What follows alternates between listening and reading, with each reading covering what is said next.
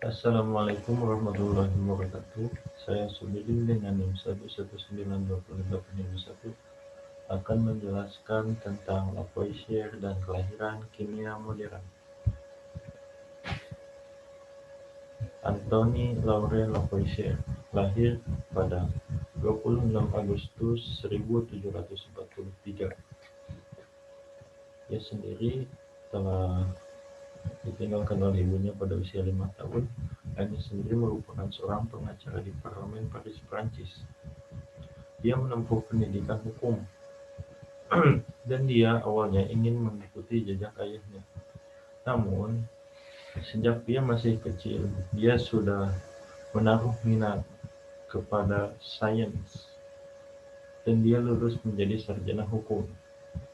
Namun tidak berhenti di situ saja. Dia mendalami ilmu-ilmu yang berkaitan dengan sains. Kemudian, harta kekayaan yang ditinggalkan ibunya lumayan banyak dan dia gunakan sepenuhnya untuk penelitian-penelitian.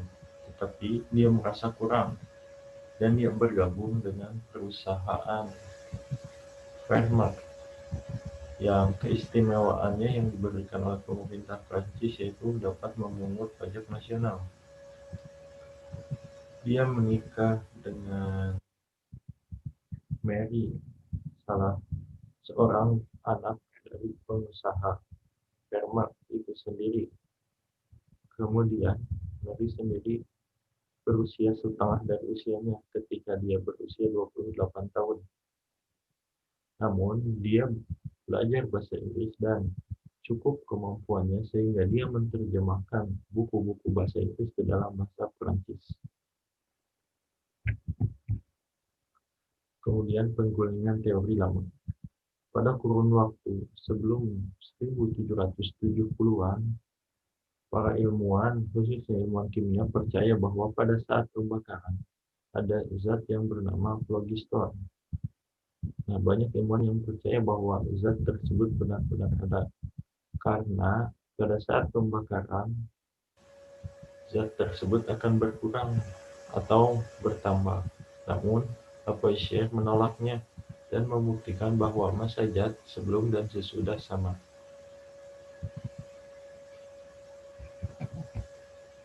Kemudian percobaan. Percobaannya yaitu yang pertama tentang pembakaran. Pada tahun 1772, Lavoisier meneliti tentang pembakaran pada fosfor. Ia sendiri membakar fosfor. Nah, hasil produk fosfor itu, fosfor 5 oksida memiliki berat lebih dari fosfor aslinya. Dia juga mendeteksi peningkatan berat saat lerang dibakar. Nah, kemudian oksigen. Menggunakan retort untuk percobaan merkuri dan dihasilkan udara yang dibebaskan sama dengan merkuri yang hilang. Pada awalnya percobaan ini sendiri dipraktikkan oleh Boyle. Namun bedanya, Lavoisier menimbang kembali sesudah dipanaskan selama 2 jam lalu dibiarkan dingin. Nah, pada tahap ini retort tersebut ditimbang kembali yang tidak dilakukan oleh Boyle.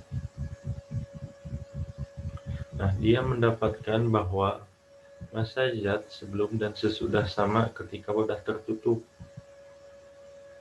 karena berat dari merkuri yang menghilang sama dengan berat uap yang dikeluarkan. Kemudian udara yang terbakar didapatkan hasilnya yaitu logam ditambah hidrogen ditambah oksigen menghasilkan oksida logam dan hidrogen.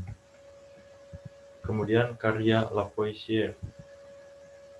Yang pertama yaitu metode de nomenclature chimique merupakan karya Lavoisier untuk penamaan kimia sehingga mudah digunakan. Diterbitkan pada tahun 1787. Sebelum ia menerbitkan ini, dia mempresentasikannya sendiri kepada Akademi Sains yang dia ikuti.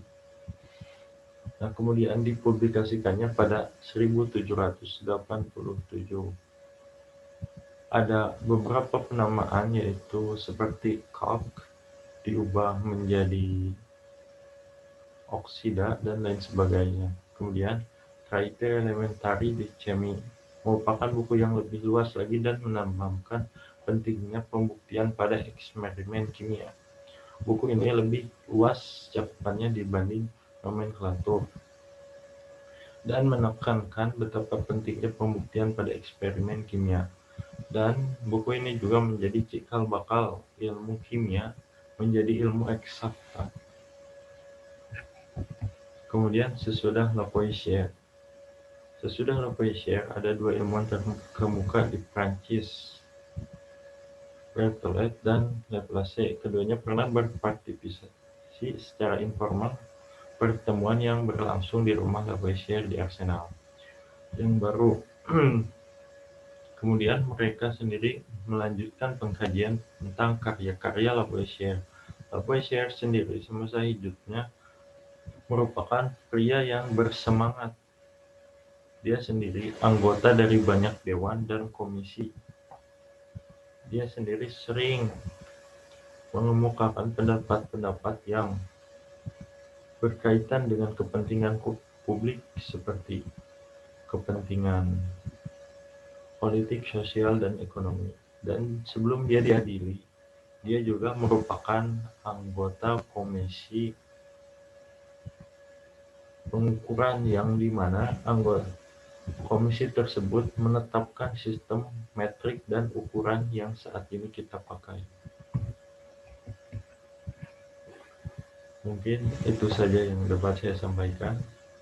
Wassalamualaikum warahmatullahi wabarakatuh.